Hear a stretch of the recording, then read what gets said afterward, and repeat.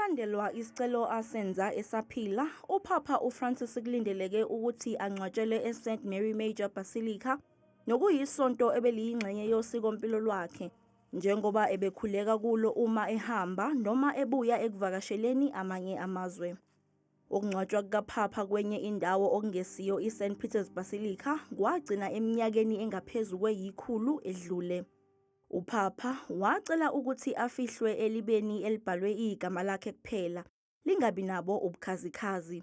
Leli thuna liseduze nelathi likaFrancis ocwebileyo, kanti-ke kubikwa ukuthi lakhiwe ngohlobo lwetshe imarble ethathe eLiguria e-Italy, lapho kudabuka khona ugogo nomkhulu wakhe. At the end of the funeral mass, there will be what is known as the Litany of Saints. That is when the choir sings out litanies of saints, saying, for example, Saint Christopher, pray for him. It's sung in Latin. Ora pro eo means pray for him. And that will take some time because they're going to be singing of a lot of saints.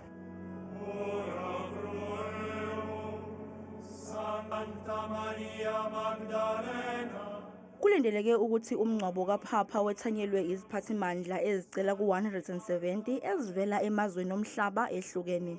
Ngokusho kwekomkhulu lamaRoma, abantu bazokwazi ukuvakashela ithuna likaPapa kusuka ngesonto ekuseni.